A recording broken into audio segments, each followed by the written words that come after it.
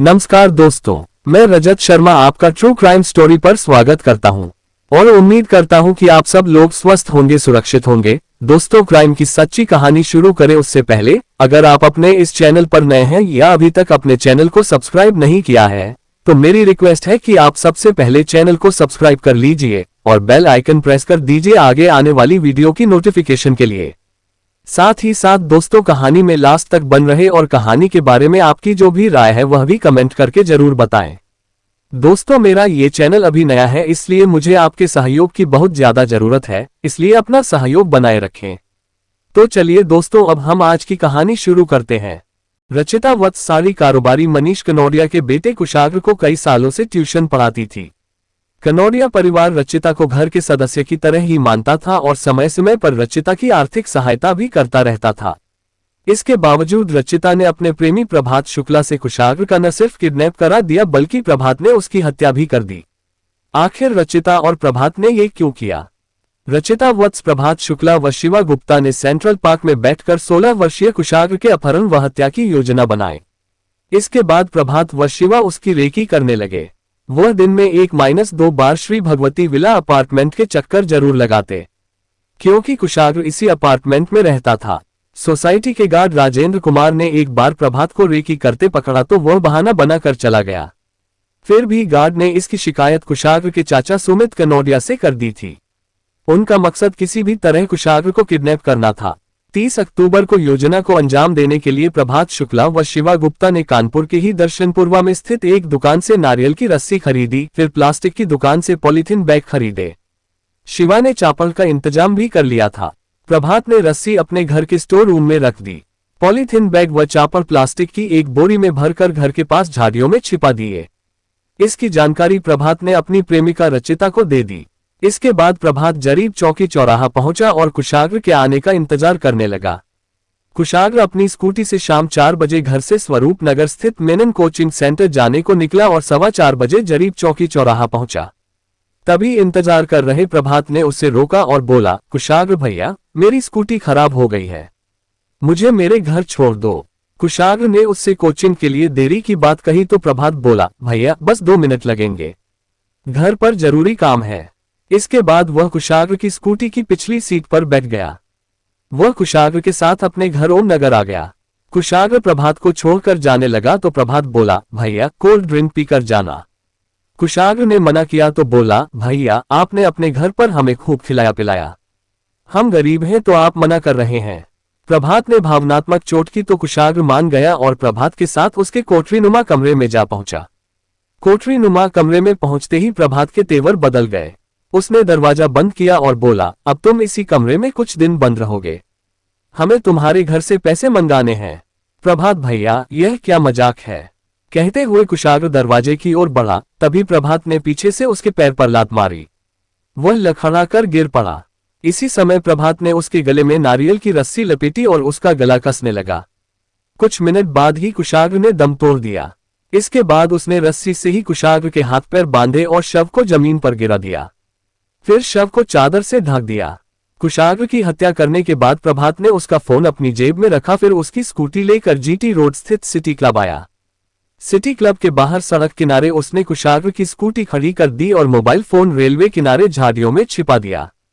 उसके बाद प्रभात फिर अपने कमरे में आया।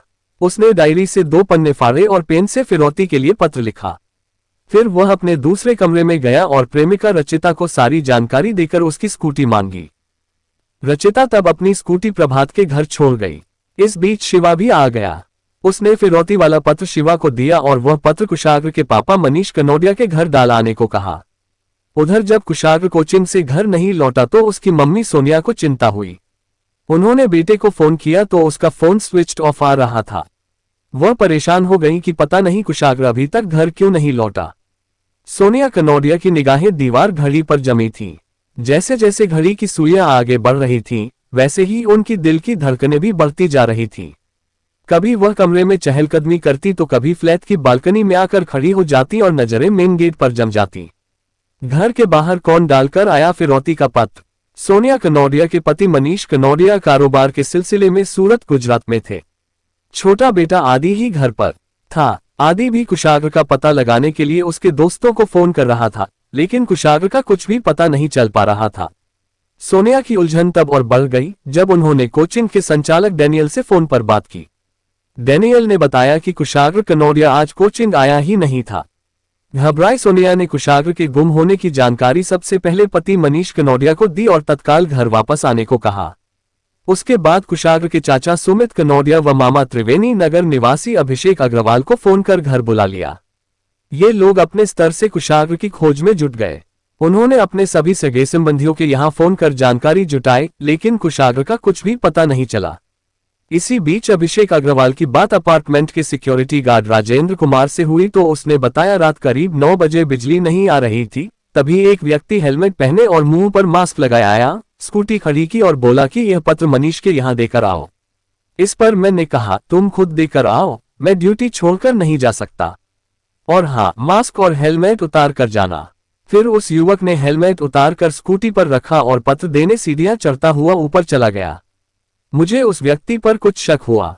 मैंने स्कूटी देखी तो आगे के नंबर प्लेट पर काला रंग पुता था और पीछे की नंबर प्लेट पर कपड़ा बंधा था। मैंने कपड़ा हटाकर स्कूटी का नंबर नोट कर लिया। इसी बीच वही युवक आ गया। उसने मुझे घूरा फिर स्कूटी लेकर चला गया। गार्ड राजेंद्र कुमार ने अभिषेक अग्रवाल को स्कूटी का नंबर बता दिया। वह स्कूटी पहचान गया है।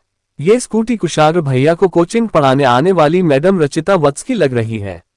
अभी तक पत्र की जानकारी परिवार के किसी सदस्य को नहीं थी। पत्र की खोज की गई तो फ्लैट के मुख्य दरवाजे के पास पत्र मिल गया। पत्र अपहरण और फिरौती वसूलने को लिखा गया था। डायरी के 2 पन्नों पर लिखा गया पत्र इस प्रकार था। पहले पेज पर लिखा था, मैं नहीं चाहता कि आपका त्योहार बर्बाद हो। आप मेरे हाथ पर पैसा रखो और लड़का 1 घंटे बाद आपके पास होगा। अल्लाहू अकबर। और हाँ, इस लड़के की गाड़ी और मोबाइल दोनों आपके घर के पास होटल सिटी क्लब के सामने खड़ी है। मैं आपका नुकसान नहीं चाहता। आपसे बार बार बोल रहा हूं कि घबराओ नहीं, अल्लाह पर भरोसा रखो। वहीं दूसरे पेज पर लिखा था, आपसे निवेदन है कि आप ये बात नहीं पुलिस से और न ही अपनी लखनऊ वाली फैमिली को बताएं कि कुशाग्र को किडनैप कर लिया है। आपके पास 2-3 दिन का समय है।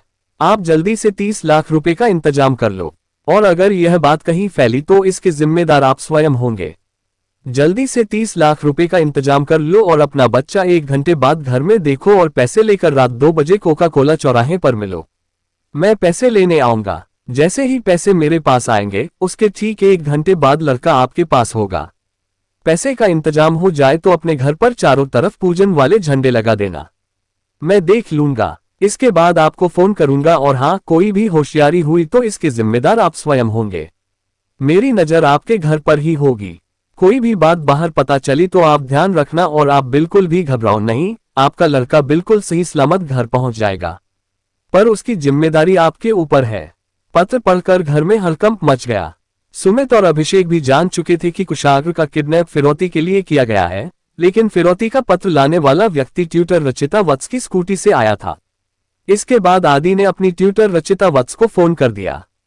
रचिता ने जैसे ही कॉल रिसीव की तो वह बोला, मैम आपकी स्कूटी से कौन आया था जो घर पर एक लेटर डाल गया है? भैया कुशाग्र कहाँ है? क्या आपको कुछ मालूम है? इस पर रचिता ने जवाब दिया कि वह घर पर है और उसकी स्कूटी उसके दोस्त प्रभात शुक्ला के पास है। तुम्हारे भाई के बारे में मुझे कोई जानकारी नहीं है। किडनैपर ने हड़काया बुरी तरह। लेकिन अभी आधा घंटा भी नहीं बीता था कि आदि के मामा अभिषेक अग्रवाल के फोन पर रचिता वत्स का फोन आया। उनके फोन की रिकॉर्डिंग ऑन थी। कॉल पिकअप करते ही रचिता वत्स ने पूछा कि आप कौन बोल रहे हैं? अभिषेक अग्रवाल ने जवाब दिया कि आदि का मामा बोल रहा हूं। फिर वह सीधे कहने लगी, क्या पत्र? कौन सा पत्र आया है? मेरी स्कूटी से आया है कोई। क्या मामला है? आप लोग मेरा नाम क्यों ऐसे ले रहे हैं? मेरा बीपी लो हो रहा है। क्या बात है? आदि का फोन आया था मुझे। इस पर अभिषेक ने कहा, नहीं कोई बात नहीं है, आदि ने ऐसे ही तुम्हें फोन कर दिया होगा। ये कहकर अभिषेक ने कॉल डिस्कनेक्ट कर दी। लेकिन रचिता पर शक गहरा गया। रात 10 बजे सुमित कनौडिया व अभिषेक अग्रवाल कानपुर शहर के थाना रायपुरवा जा पहुंचे। थाने पर उस समय इंस्पेक्टर अंकिता वर्मा मौजूद थी। सुमित ने उन्हें अपने 16 वर्षीय बेटे कुशाग्र के अपहरण की सारी कहानी विस्तार से बता दी। उन्होंने फिरौती वाला पत्र इंस्पेक्टर अंकिता वर्मा को थमा दिया। अंकिता वर्मा ने पत्र बड़े गौर से पढ़ा, फिर बोली कि मामला गंभीर है। लगता है किसी खतरनाक गिरोह ने उसका किडनैप किया है। कुछ क्षण मौन रहने के बाद उन्होंने पूछा, तुम्हें किसी पर शक है? हाँ जी, शक तो है, लेकिन कोई यकीन नहीं कर पा रहा उस पर। कौन है वह? अंकिता वर्मा ने पूछा। मैम, कुशाग्र को ट्यूशन पढ़ाने वाली ट्यूटर रचिता वत्स पर। 4 साल तक उसने कुशाग्र को पढ़ाया। इस दरमियान वह परिवार से घुल मिल गई थी। मनीष व उनकी पत्नी सोनिया उसे बेटी मानते थे। ट्यूशन बंद हो जाने के बाद भी उसका घर आना जाना था। तो फिर रचिता पर शक क्यों? इंस्पेक्टर वर्मा ने पूछा। मैम, जो व्यक्ति स्कूटी से पत्र पहुंचाने अपार्टमेंट आया था, वह स्कूटी रचिता वत्स की थी।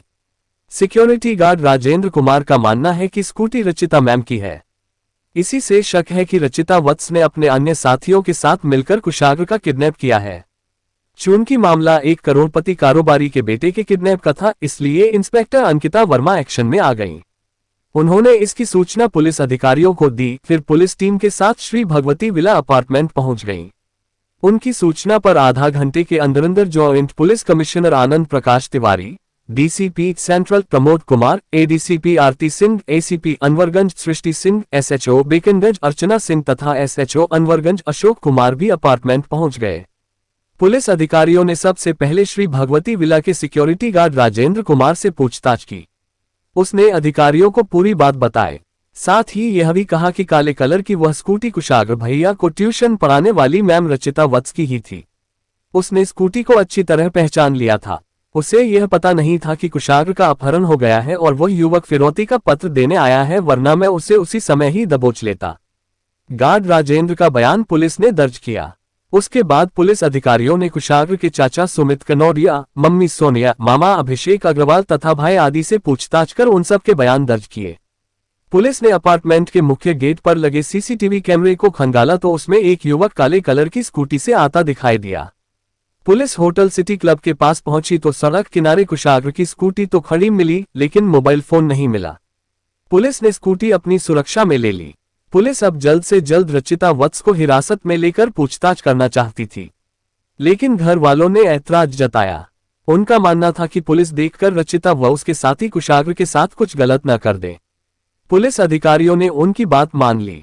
गार्ड राजेंद्र कुमार 1-2 बार रचिता वत्स को उसे उसके घर तक छोड़ने जा चुका था, इसलिए सुमित, अभिषेक अग्रवाल आदि तथा एक खास रिश्तेदार गार्ड राजेंद्र को साथ लेकर रचिता के फजलगंज खोया मंडी के पास स्थित रामबाबू के मकान पर पहुंचे। उस समय रात के 10:30 बज रहे थे। पुलिस भी परिजनों का अनुसरण कर रही थी। अभिषेक अग्रवाल ने आवाज दी तो रचिता कमरे के बाहर आ गई। अभिषेक ने पूछा, रचिता, तुम्हारी स्कूटी कहाँ है? ये सुनते ही रचिता सकपका गई। उसका चेहरा पीला पड़ गया। फिर भी वह खुद को संभालते हुए बोली, अंकल जी, हमारी स्कूटी दोस्त प्रभात शुक्ला के पास है। वह पास में ही ओम नगर वाली गली में इंद्रकुटी हाता में रहता है।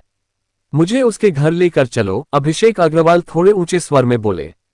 ट्यूटर रचिता ने क्यों रची अपहरण की साजिश? रचिता वत्स उन लोगों को साथ लेकर प्रभात शुक्ला के घर पहुंची। प्रभात के घर वह स्कूटी खड़ी थी जिससे पत्र फेंका गया था। रचिता के बुलाने पर प्रभात घर के बाहर आया। उसने अभिषेक व अन्य लोगों को घर के अंदर नहीं जाने दिया और गेट पर ही बात करने लगा। अभिषेक अग्रवाल ने जब कुशाग्र और स्कूटी के संबंध में प्रभात शुक्ला से सवाल जवाब किए तो वह उत्तेजित होने लगा। बात बिगड़ती उससे पहले ही पुलिस आ गई और रचिता व प्रभात को हिरासत में ले लिया। स्कूटी भी कब्जे में ले ली। स्कूटी सहित रचिता व प्रभात को थाना रायपुरवा लाया गया। थाने में DCP central Pramod Kumar, ADCP Aarti Singh, ACP Srishti Singh, inspector Ankita Verma तथा अशोक कुमार सरोज ने रचिता वत्स व प्रभात शुक्ला से पूछताछ शुरू की। लगभग 2 घंटे तक दोनों ही पुलिस को गुमराह करते रहे और खुद को निर्दोष बताते रहे, लेकिन जब पुलिस ने रचिता पर सख्ती की तो वह टूट गई। प्रभात भी पुलिस की सख्ती सहन नहीं कर पाया और टूट गया। कुशाग्र कहाँ है? उसे तुमने कहां पर बंधक बनाया है? डीसीपी ने पूछा। सर, कुशाग्र अब इस दुनिया में नहीं है, प्रभात गर्दन झुकाकर बोला। क्या तुम लोगों ने उसे मार डाला है?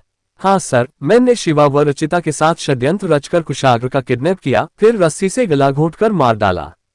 उसका शव हमारे घर के स्टोर रूम में पड़ा है। ये शिवा कौन है? इंस्पेक्टर अशोक कुमार सरोज ने पूछा। सर, शिवा गुप्ता हमारा दोस्त है और ओमनगर में ही हमारे घर से कुछ दूरी पर रहता है।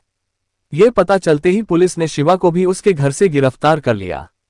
इसके बाद सुबह 4 बजे पुलिस प्रभात शुक्ला के घर पहुंची और उसके स्टोर रूम का दरवाजा तोड़कर कोठरीनुमा कमरे में पहुंची। कमरे का दृश्य बड़ा ही विभत्स था। कमरे के अंदर कुशाग्र का शव औंधे मुंह जमीन पर पड़ा था। उसके गले में नारियल की रस्सी कसी थी और उसके हाथ पांव भी रस्सी से बंधे थे। शव को चादर से ढका गया था। सूचना पाकर पुलिस के आला अधिकारी मौके पर पहुंचे और घटनास्थल का निरीक्षण कर शव को पोस्टमार्टम हाउस लाला लाजपत राय अस्पताल भिजवा दिया और मोहल्ले में भारी फोर्स तैनात कर दी। पुलिस ने घटनास्थल से गला घोंटने वाली नारियल की रस्सी, डायरी, पेन, मृतक कुशाग्र का बैग, हेलमेट आदि बरामद किया। पुलिस ने हत्यारोपी प्रभात शुक्ला व शिवा की निशानदेही पर कुशाग्र का मोबाइल फोन, जिसे प्रभात ने रेलवे लाइन के किनारे झाड़ियों में छिपा दिया था, बरामद किया। पुलिस ने दोनों की निशानदेही पर घटनास्थल से कुछ दूरी पर झाड़ियों से एक बोरी भी बरामद की, जिसमें पॉलीथिन बैग व चापर था। इस बोरी के संबंध में प्रभात व शिवा ने बताया कि यदि वह पकड़े न जाते तो रात में कुशाग्र के शव के टुकड़े टुकड़े कर पॉलीथिन बैग में भरकर गंगा में फेंक देते। बरामद सामान को पुलिस ने साक्ष्य के तौर पर सुरक्षित कर लिया। पुलिस ने सीसीटीवी फुटेज भी साक्ष्य के तौर पर सुरक्षित किए। इसके अलावा पुलिस ने तीनों के मोबाइल फोन भी जांच हेतु जब्त कर लिए। साक्ष्य जुटाने के बाद पुलिस अधिकारियों ने हत्यारोपी रचिता वत्स, प्रभात शुक्ला व शिवा गुप्ता से पूछताछ की। तीनों ने अलग अलग बयान दिए। उनके इन बयानों पर पुलिस अधिकारियों को भरोसा नहीं हुआ। पुलिस द्वारा की गई पूछताछ में लव अफेयर, लालच और कत्ल की सनसनीखेज कहानी प्रकाश में आए। किराएदार रचिता को दिल दे बैठा प्रभात। उत्तर प्रदेश के कानपुर शहर के फजलगंज कोतवाली के अंतर्गत एक मोहल्ला है ओमनगर। इसी मोहल्ले के इंद्रकुटीहता में सुनील कुमार शुक्ला सपरिवार रहते थे। परिवार में पत्नी के अलावा एक बेटा प्रभात तथा एक बेटी निमिषा थी।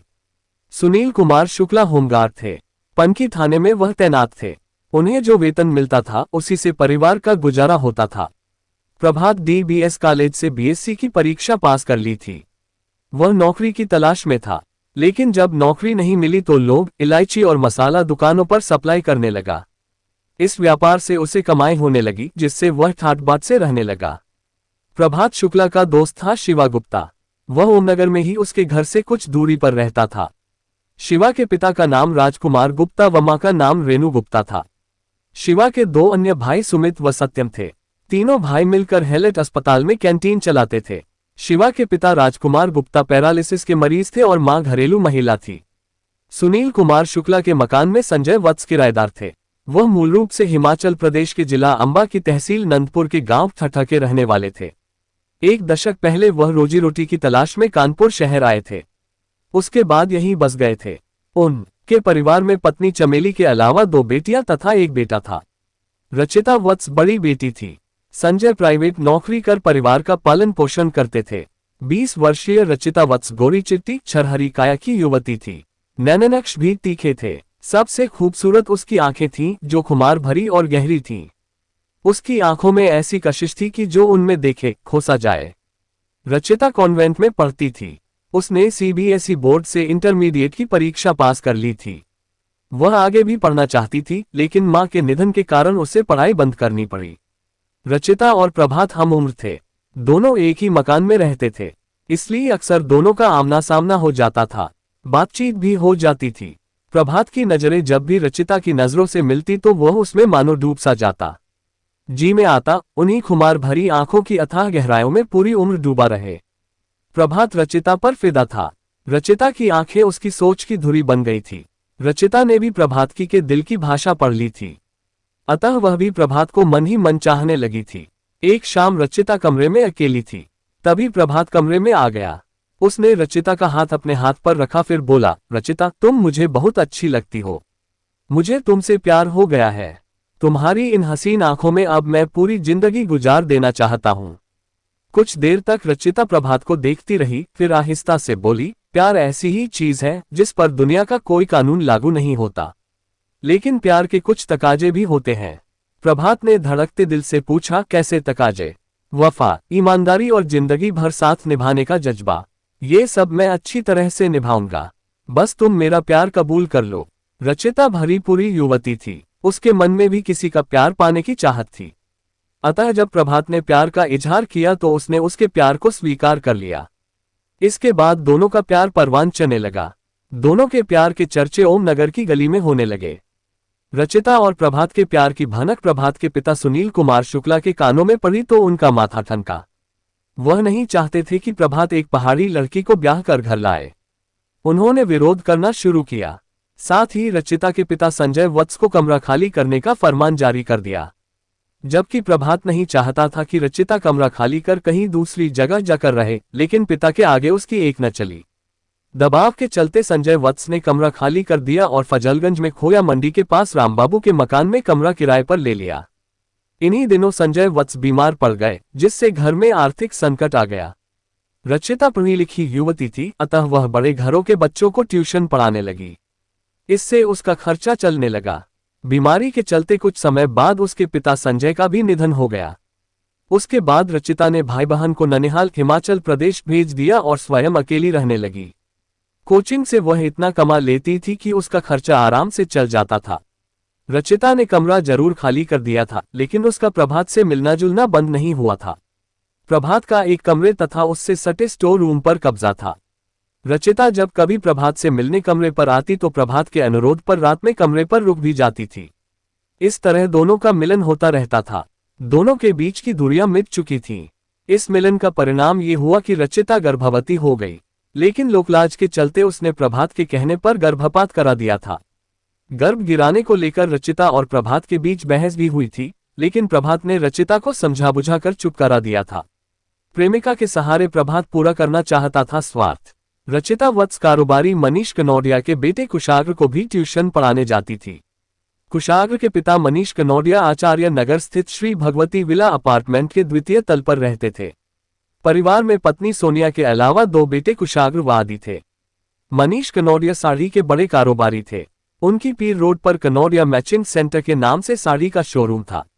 जनरलगंज में मनीष कुमार, सुमित कुमार एंड सन्स तथा जनरलगंज में ही मां शीतला एजेंसी के नाम से साड़ी की बड़ी दुकानें थीं। लखनऊ में भी श्री राधेकृष्ण साड़ीज के नाम से दुकान थी। सूरत गुजरात में भी उनका साड़ी का कारोबार था। लखनऊ और कानपुर का कारोबार उनके भाई सुमित कुमार तथा पिता संजय कनौडिया संभालते थे, जबकि सूरत का कारोबार मनीष कनौडिया संभालते थे। मनीष कनौडिया करोड़पति साड़ी कारोबारी थे। कानपुर शहर के कपड़ा व्यापारियों में उनकी आन शान थी। मनीष कनौडिया का बेटा कुशाग्र कानपुर के प्रतिष्ठित सेठ आनंद राम जयपुरिया स्कूल कैंट में पढ़ता था। जब वह कक्षा 4 में था तब से रचिता वत्स उसे ट्यूशन पढ़ाने आ रही थी। चूंकि रचिता अच्छा पढ़ाती थी, इसलिए कुशाग्र उससे हिलमिल गया था। वह हंसमुख थी, अतः उसने कुशाग्र के मम्मी पापा का दिल जीत लिया था। वह उसे बेटी के समान मानने लगे थे। रचिता को ट्यूशन फीस 4,500 रुपये मिलती थी। इसके अलावा भी कुशाग्र की मम्मी सोनिया उसकी आर्थिक मदद करती रहती थी। ट्यूशन के पैसे जोड़कर रचिता ने स्कूटी खरीद ली थी। इसी स्कूटी से वह घरों में पढ़ाने जाती थी। रचिता ने कुशाग्र को कक्षा 8 तक पढ़ाया। उसके बाद वह उसके भाई आदि को पढ़ाने लगी थी। कुशाग्र मेनन कोचिंग स्वरूपंगपने जाने लगा था। एक रोज प्यार के क्षणों में प्रभात ने पूछा, रचिता, सुना है कि तुम जिस साड़ी कारोबारी के लड़के को ट्यूशन पढ़ाती हो वह बहुत बड़ा आदमी है। कभी हमें भी उसकी रईसी की झलक दिखाओ। तुम्हारी ये तमन्ना मैं जरूर पूरा करूंगी। थोड़ा समय का इंतजार करो। रचिता ने हंसते हुए जवाब दिया। 13 अक्टूबर 2022 को कुशाग्र का जन्मदिन था। इसमें रचिता को भी बुलाया गया था। जन्मदिन की पार्टी में रचिता अपने प्रेमी प्रभात शुक्ला को साथ लेकर गई। उसने दोस्त के रूप में प्रभात का परिचय कुशाग्र की मम्मी सोनिया व परिवार के अन्य लोगों से कराया। पार्टी की शानो-शौकत व रौनक देखकर प्रभात की आंखें चौंधिया गई। प्रभात ने पार्टी के दौरान कुशाग्र से खूब बातचीत की और उससे घुल मिल गया। इसके बाद मार्च 2023 में कुशाग्र के घर फिर से जन्मदिन पार्टी हुई। इस पार्टी में भी प्रभात रचिता के साथ गया। ये पार्टी पहले से भी ज्यादा शानदार थी। इस पार्टी में प्रभात ने कुशाग्र से सारी जानकारी हासिल की। मसलन वह कहाँ कोचिंग पढ़ता है, घर से कब निकलता है, कब वापस आता है, किस रूट से आता जाता है, स्कूटी से जाता है या कोई छोड़ने जाता है। पार्टी से लौटने के बाद प्रभात के मन में लालच आ गया। वह सोचने लगा कि यदि रचिता उसका साथ दे तो वह लखपति बन सकता है। उसके मन में कुशाग्र का किडनैप और हत्या कर लाखों रुपया फिरौती के रूप में वसूलने का कुविचार पनपने लगा। उसने मन की बात रचिता से कही तो वह चौंकी, लेकिन जब प्रभात ने उसे समझाया कि इस पैसे से वह गाड़ी बंगला खरीदकर और शादी रचाकर ऐश की जिंदगी बिताएंगे तो रचिता के मन में भी लालच आ गया। वह प्रेमी का साथ देने को राजी हो गया। उसने अपनी योजना में दोस्त शिवा गुप्ता को भी रुपयों का लालच देकर शामिल कर लिया। इस तरह योजना बनाकर प्रभात शुक्ला ने 30 अक्टूबर 2023 को कुशाग्र का अपहरण कर उसकी हत्या कर दी। रचिता कुशाग्र से हंस हंस कर खूब बातें करती थी, इसलिए प्रभात के मन में ये शक हो गया था कि कहीं इन दोनों के बीच कोई चक्कर तो नहीं चल रहा, इसलिए प्रभात को कुशाग्र से खुंदक रहती थी। तभी तो उसने उसका अपहरण करने के बाद उसकी तुरंत हत्या कर दी थी, फिर अपने दोस्त शिवा गुप्ता के जरिए फिरौती का लेटर कुशाग्र के फ्लैट तक पहुंचवा दिया। पुलिस ने हत्यारोपी प्रभात शुक्ला, शिवा गुप्ता व रचिता वत्स को कानपुर कोर्ट में सीएमएम के समक्ष पेश किया, जहां से उन तीनों को जिला जेल भेज दिया गया। चून की सिक्योरिटी गार्ड की सूझबूझ से इस जघन्य हत्याकांड का पर्दाफाश हुआ था, अतः पुलिस अधिकारियों ने गार्ड राजेंद्र को प्रशस्ति पत्र देकर सम्मानित किया। तो दोस्तों, ये थी आज की कहानी। उम्मीद है कहानी में ऐसा कुछ भी नहीं होगा जो आपको अटपटा लगा हो। कहानी को लास्ट तक सुनने के लिए आपका तहे दिल से शुक्रिया। कहानी के बारे में आपकी जो भी राय है वह कमेंट करके जरूर बताएं। तो चलिए दोस्तों, आज के लिए इतना ही। कल फिर मिलते हैं क्राइम की एक सच्ची कहानी के साथ। तब तक के लिए सेफ रहें, सुरक्षित रहें और अपना ध्यान रखें। जय हिंद दोस्तों, जय भारत।